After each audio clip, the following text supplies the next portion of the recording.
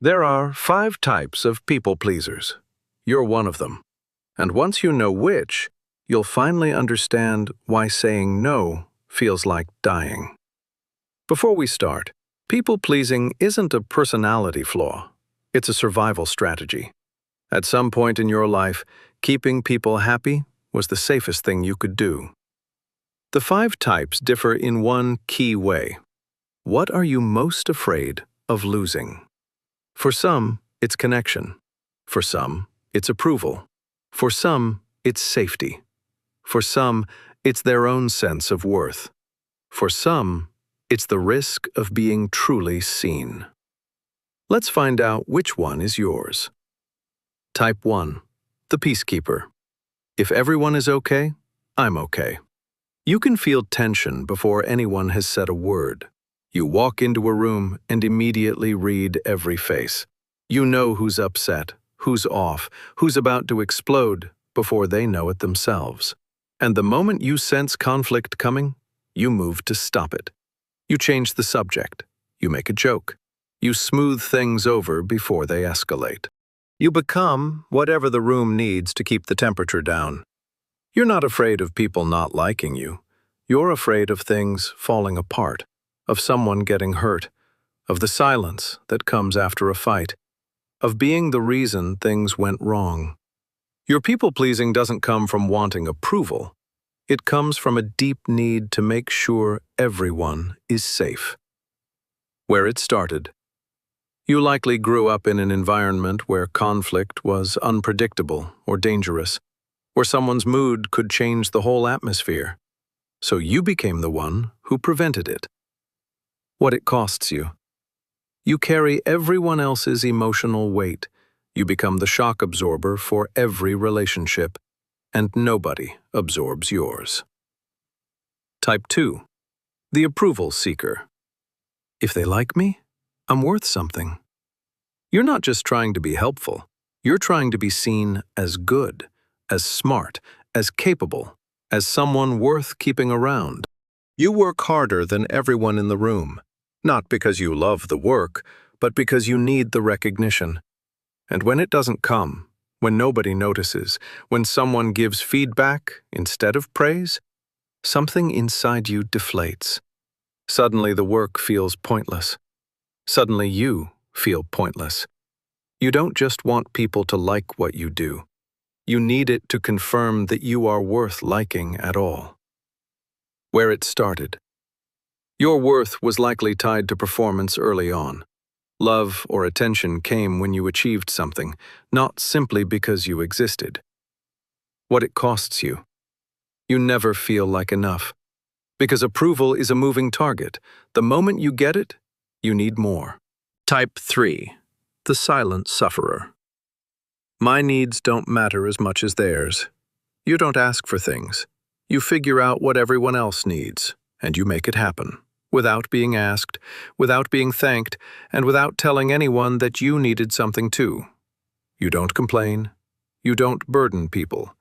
You handle it. Even when it breaks you, you handle it. And when someone finally notices and asks if you're okay, you say yes. Because saying anything else feels like too much to ask of them. Like your needs are an inconvenience. Like wanting things makes you selfish. Where it started. Your needs were likely dismissed or deprioritized early. Not with cruelty, often just with busyness or unavailability. But the message landed. Your feelings are secondary.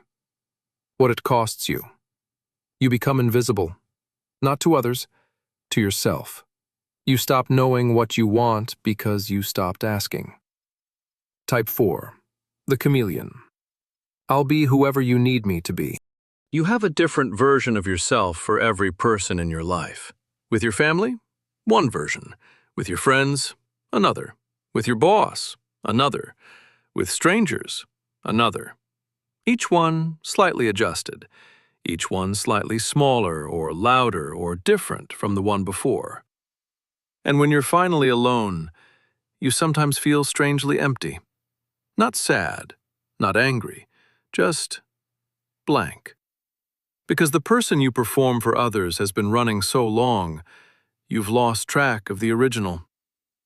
You can read what people want from you within seconds of meeting them, and you give it to them, because being the right version of yourself has always felt safer than being the real one. Where it started. You likely learned early that being yourself wasn't always safe, that certain versions of you were accepted and others weren't. What it costs you. You don't know who you are without someone to perform for. Solitude feels strange. Intimacy feels terrifying, because real intimacy requires the real you. Type 5. The self-eraser. If I make myself small enough, nobody can reject me. You don't just try to please people. You try to disappear into what they need. You minimize your opinions before you even share them. This is probably wrong, but I don't know. Maybe I'm overthinking this. You probably know better than me. You shrink before anyone asks you to. You make yourself smaller so nobody has to ask you to leave. You've decided somewhere along the way, the less space you take up, the safer you are. You're not afraid of conflict. You're afraid of being too much, of being seen, really seen, and found wanting. So you preempt the rejection by rejecting yourself first. Where it started. You were likely made to feel that your full self was too loud, too needy, too much. Not always with words, sometimes just with a look, a sigh, a withdrawal. What it costs you. You never get to find out what happens when you take up space.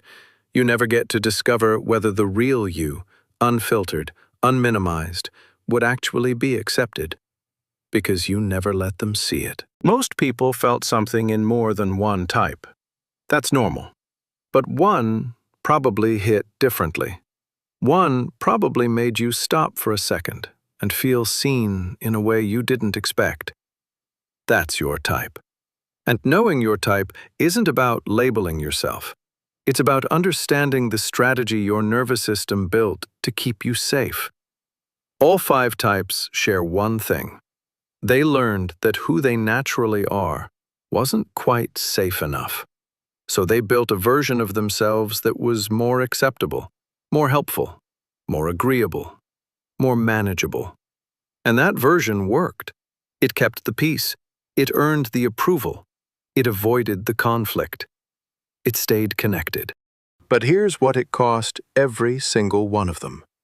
The real version, the one with opinions and needs and limits, got quieter and quieter, until one day you couldn't quite hear it anymore. The work isn't to stop being kind. It's not to stop caring about people. It's to start including yourself in the circle of people you care for, one small moment at a time. We see you, not the version you perform, the one underneath. That one was always enough.